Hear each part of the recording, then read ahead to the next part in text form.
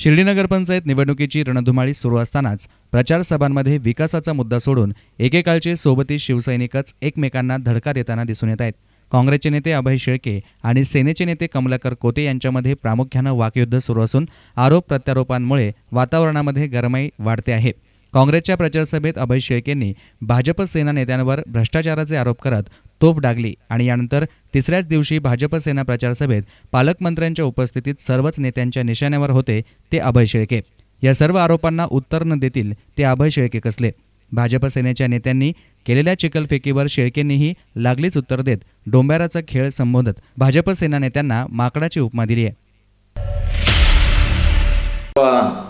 शिवसेना भाजप युतीची सभा झाली आणि त्या सभेमध्ये जेवढे उपस्थित नेते बोलले, भाषणं केली त्यांनी, तर त्याच्यातनं विकासाचं तर काही बोलले नाही। वैयक्तिक माझ्यावर भरपूर सारी म्हणजे आग ओकली त्यांनी। खरं तर मी एवढंसं बोललो होतो फक्त, आणि ते एवढं बोलले। एवढं असताना त्या स्टेजवर हा माकडांचा डोंबराचा खेळ होता। हे 3-4 माकडं उड्या मारत होते आणि हा डोंबराचा खेळ होता आणि त्या दोऱ्या ओढण्यासाठी माननीय पालकमंत्री साहेब त्या ठिकाणी आले होते। आणि हा डोंबऱ्याचा खेळ चालू असताना ज्यावेळेस पालकमंत्री दोरी ओढत होते, एक माकड दोरी धरून पालकमंत्र्यांच्या डोक्यावर जाऊन बसलं। पालकमंत्र्यांच्या लक्षात आलं की याला जर बोट दिलं तर हा डोक्यावर बसतो। पालकमंत्री शेवटी त्यांच्या पोझिशनचा प्रश्न आहे, नाराज झाले पालकमंत्री। मी ह्या निमित्ताने एवढंच सांगतो तुम्हाला की आता हा डोंबऱ्याचा खेळ इथून पुढं पब्लिक बघायला येणार नाही। तर पाहूयात कमलाकर कोते यांचे आरोप आणि अभय शेळकेंचे प्रतिआरोप यातील जुगलबंदी। मी माझा नेता एकच निवडला, बालपणापासून हाफ चड्डीपासून साहेब मी शिवसेना प्रमुखांना नेता मानलं। या कमलाकर कोते जीवा असेपर्यंत कमलाकर कोते शिवसैनिकच राहणार, कधी कोणाचेही पाय धरणार नाही। कमलाकर कोते यांनी सांगितले आणि माझ्यावर आरोप पण केला की ते शिवसेनेचे एकनिष्ठ आहेत आणि मला ते गद्दार म्हणून धडा शिकवणार आहेत। मुळातच परिस्थिती अशी आहे की विधानसभेचं शिवसेनेचं तिकीट मला मिळाल्यानंतर कमलाकर कोते तालुका प्रमुख असतानाही त्यांनी शिवसेनेचा उमेदवार अभय शेळके पाटलाचा प्रचार केला नाही। त्यांनी प्रचार केला भारतीय जनता पार्टीचा उमेदवार राजू गोंदकर यांचा। कुठं गेली एकनिष्ठा सांगा मला। स्वतः कमलाकर कोते कुठल्याही वर्षी दसरा मेळाव्याला मुंबईला गेलेले नाही। कमलाकर कोते ज्यावेळेस आदरणीय बाळासाहेब हे आपल्यात राहिलेले नाहीत, आज त्यांच्याबद्दल सर्वांनाच आदर आहे, त्यांच्या अंत्ययात्रेसाठी करोडो लोक मुंबईला गेले, पण स्वतः कमलाकर कोते घरी बसून TV बघत होते। आणि एकनिष्ठ अशी भाषा करणारे कमलाकर कोते, माझा सवाल आहे त्यांना, विखे पाटलांबरोबर त्यांनी याची नगरपालिकेची निवडणूक लढवली होती, त्यावेळेस ते पराभूत झाले होते आणि त्यावेळेस शिवसेनेने त्यांना त्यांची हकालपट्टी केली होती।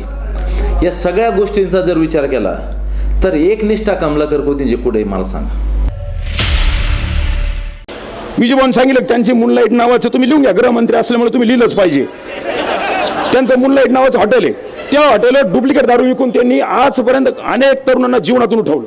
मी स्वतः दारू पित नाही, राजू गोंदकर दारू पित नाही, विजय जगताप दारू पित नाही, आम्ही कोणाला पाजित नाही, दारू प्यायची नाही, पाजायचं नाही, कोणाला जीवनातून उठवायचं नाही।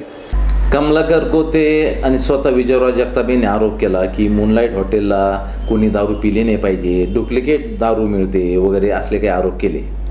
मुळातच माझ्या हॉटेलला सर्व CCTV कॅमेरे बसवले आहेत आणि माझ्याकडे क्लिप पण आहे। स्वतः कमलाकर कोते आणि विजयराव जगताप फॅमिली सेक्शनमध्ये AC फॅमिली सेक्शनमध्ये बसले आणि दोघं दारू पिले, याचा पुरावा माझ्याकडे आहे। त्यामुळं ते खोट्या शब्दा घेता आणि कुठल्या थराला जाऊ शकता याचं पण हे एक जिवंत उदाहरण आहे।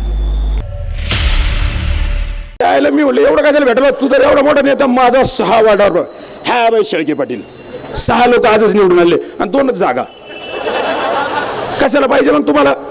आणि आश्चर्याची गोष्ट साहेब, चंप्या नावाचा कुत्रा आहे वाड्यावर, त्या कुत्र्याचे पाय खाचित होते, मला काँग्रेसमध्ये घ्या। वाड्यावरचं चंप्या कुत्रा कोण आहे आणि कमलाकर कोतेंनी जे वक्तव्य केलं त्याविषयी मी थोडं बोलू इच्छितो. मुळात कमलाकर कोते म्हणतात की मी कधी वाड्यावर जात नाही विखे पाटलांच्या. मग यांना कसं कळलं की वाड्यावर चंप्या नावाचं कुत्रा आहे आणि हे कुत्र्याचं खाजवायला गेले का कुत्रं यांचं खाजवतं हे काय आपल्याला माहीत नाही. आणि आता हा पण मोठा प्रश्न आहे, कुत्र्याला भेटायला गेलं का काय? तुम्ही उठले, लावले पाय, पळाले. तुम्ही तातडीने त्यांच्याकडे गेले. तुम्ही सांगितलं की यांना नगराध्यक्ष व्हायचं होतं, याने सुजयदादाचे पाय धरले. खरी घटना तुम्हाला सांगतो, उत्तम भैया कोते याला साक्षीदार आहे. उत्तम भैयाच्या घरी काँग्रेसच्या नगरसेवकांची बैठक झाली. यांनी सगळ्यांना सांगितलं की माझ्याकडे नगरसेवक आहे आणि तर ताई जगतापांवर आपण अविश्वास आणू. आणि काँग्रेसच्या तिथं बैठक झाली आणि सुजयदादांनी ती बैठक घेतली. सुजयदादा सांगितलं की आपण अविश्वास आणायला तयार आहे. मी साडू तुमचा, दोघं साडू मिळून करू. साडू हुशार, साडू म्हणून थांब पहिलं काँग्रेस आमच्या नगरसेवकाला विचारू दे. आणि साडूनी खात्री केली. सुजयदादांनी सगळ्या काँग्रेस नगरसेवक विचारलं. 8 नगरसेवक उपस्थित, 8च्या 8 नगरसेवकांनी त्या दिवशी सांगितलं अभय शेळके आपल्या बरोबर नको. आणि ते आजही म्हणतात का अभय शेळके आपल्या बरोबर नको. कमलाकर कोते सांगत होते की मी उत्तमराव कोतेंच्या घरी गेलो होतो ज्या ठिकाणी काँग्रेसच्या नगरसेवकांची मीटिंग चालू होती. जर तुम्ही शिवसेनेचे तुमच्या मिसेस जर नगरसेविका आहेत आणि तुम्ही स्वतः शिवसेनेचे तालुका प्रमुख आहात, जर आपण निवडणूक विरोधात लढवलेली आहे, तुम्ही एका बाजूला सांगता का मी विखे पाटलांचे पाय धरलेले नाही, सुजय विखेने स्टेजवर येऊन कबूल करावं मी त्यांचे पाय धरले की नाही धरले. मग तुमचं काँग्रेसच्या नगरसेवकांच्या मीटिंगमध्ये जाण्याचं तुमचं काय काम होतं? आणि जर तुम्ही असं स्पष्टीकरण परत देणार असाल की मी रस्त्यांच्या कामासाठी गेलो होतो, मग तुम्ही एकटेच का गेले? बाकी आम्ही 8 नगरसेवक होतो ना, आम्हाला बरोबर घेऊन का नाही गेले? म्हणजे याचा अर्थ उघड होतो की तुम्ही त्या काँग्रेसच्या नगरसेवकांचे पाय धरायला गेले की त्यांच्या मिसेसला म्हणजे कमलाकर कोते यांच्या मिसेसला नगराध्यक्षासाठी सपोर्ट करा आणि त्याच्यानंतर तुम्ही सुजय विखे यांचे पाय धरले. ही गोष्ट उघड आहे. नामदेव मुरकुटे यांच्या नावावर मी काम घेतो. साहेब नामदेव मुरकुटे उपस्थित आहे.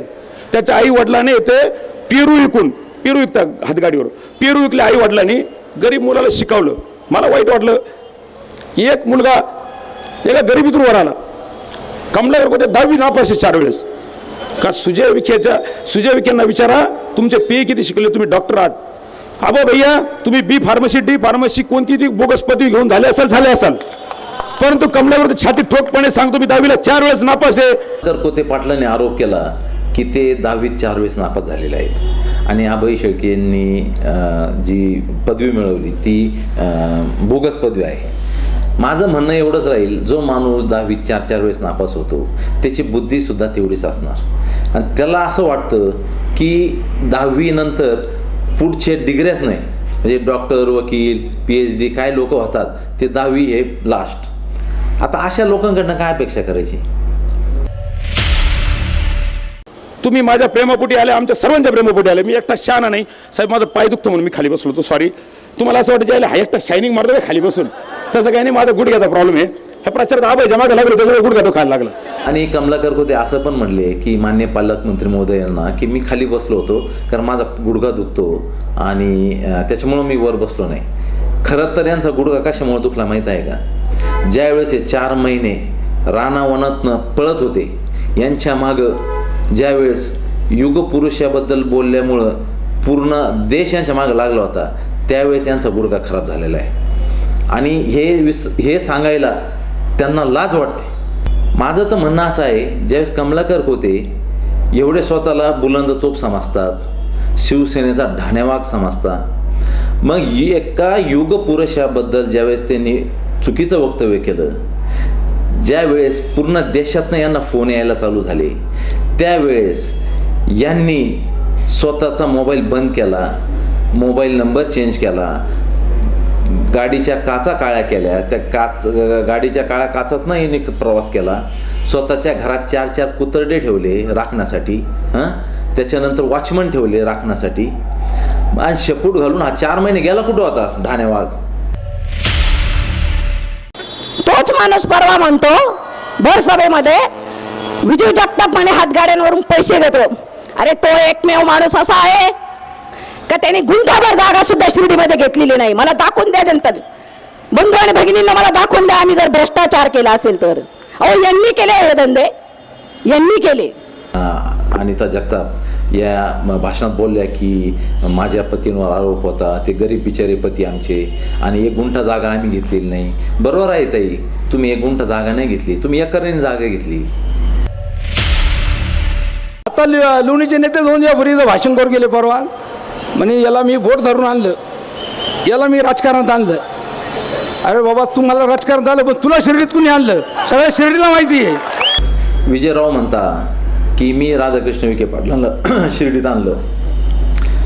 तुम्ही आणलं असेल शिर्डीत विखे पाटलांना, दुमत नाही, पण तुमच्या अंगावरचे कपडे विखे पाटलांची मेहरबानी आहे. विजयराव, ज्या वेळेस तुम्ही विखे पाटलांचं काम करायचा निर्णय घेतला तर त्या दिवशी तुमच्या अंगावरचे कपडे आणि बुटं लोणीवर आले होते.